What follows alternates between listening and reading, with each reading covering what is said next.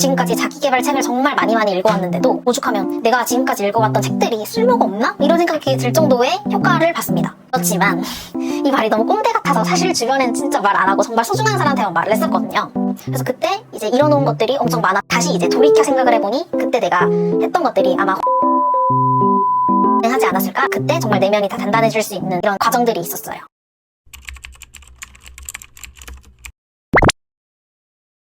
안녕하세요. 성장하는 케일리입니다. 혹시 여러분은 자주 멘탈이 무너지거나 남의 말에 잘 흔들리시나요? 저도 안 그렇다고는 할 순 없지만 작년까지만 해도 엄청나게 혼란스러울 시기를 보냈었거든요.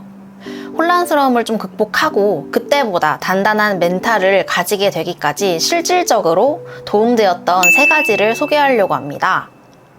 가장 많이 도움이 되었던 문장이 있었는데 그건 바로 근거 없는 불안감은 후회를 남기지만 근거 없는 자신감은 경험을 남긴다였습니다. 워낙 걱정도 많고 불안감이 높은 사람이라서 고민하다가 하루를 다 보내는 날도 진짜 많았고 친구한테 전화를 해서 어떡하냐고 물어보면서 괜히 시간을 때우고 그때 당시에 불안을 좀 떨쳐내려고 관련 없는 유튜브를 계속 보거나 완전 그런 현실 도피를 했었습니다.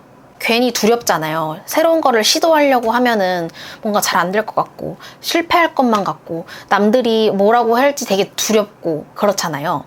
근데 이 문장을 보자마자 한번 해볼까? 라는 마음이 확 들더라고요. 그래서 지금까지 자기계발 책을 정말 많이 읽어왔는데도 이 문장 하나로 이런 생각이 드니까 오죽하면 내가 지금까지 읽어왔던 책들이 쓸모가 없나? 이런 생각이 들 정도의 효과를 봤습니다. 그래서 마음속으로만 품어왔던 퇴사를 진짜 이제는 정말 사직서를 낼 때가 됐나 싶은 마음에 들어서 진짜 행동해보자 라는 마음에 다른 데 원서도 지원을 해보고 이제 제가 지방을 살고 있는데 서울까지 이제 넘어가면서 면접을 보고 온 경험이 있습니다. 그리고 예전부터 마라톤이 뭔가 계속 하고 싶었어요. 그래서 마라톤을 할 수 있을까? 라는 생각을 했지만 이런 생각을 한다고 해서 도움이 된다거나 그러지 않기 때문에 그래 그냥 일단 질러보자 싶어서 신청을 한번 했었고요.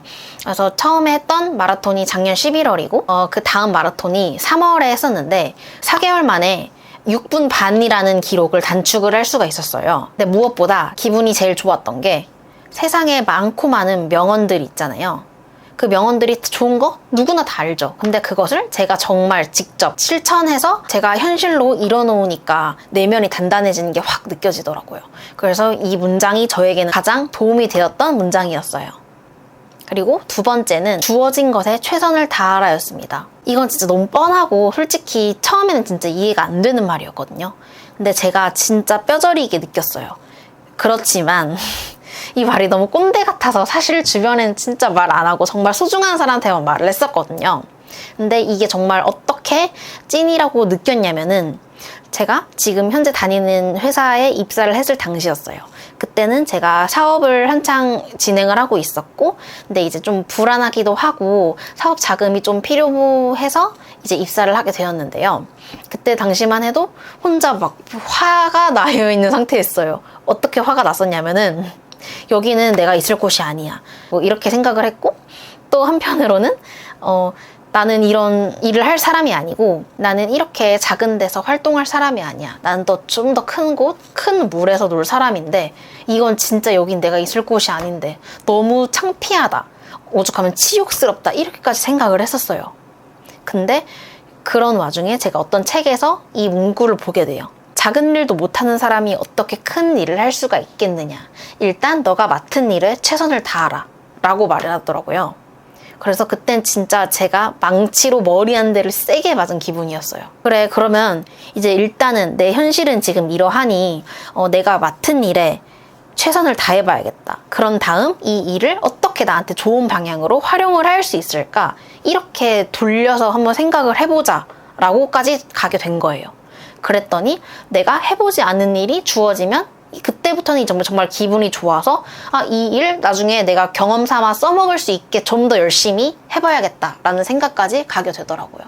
그러니까 이 말이 진짜 뻔하지만 뻔할수록 엄청 저에게는 도움이 되고 내면이 진짜 단단해질 수 있는 좀 더 그릇이 넓은 사람이 되는 계기였습니다. 그리고 세 번째는 혼자 있는 시간을 확보하는 거였는데요. 제가 읽은 책 중에 혼자 있는 시간의 힘이라는 책이 있었어요. 그 문구 중에 하나를 보면 나는 혼자 있는 시간 동안 나만의 사고방식의 원형을 확립했다. 그때 내 일에 원형을 갈고 닦았다는 확신이 있었기에 당장 성과가 눈에 보이지 않아도 무너지지 않을 수 있었다. 이렇게 말을 했는데요. 그래서 제가 혼자 있는 시간을 되게 확보하려고 많이 노력을 했어요.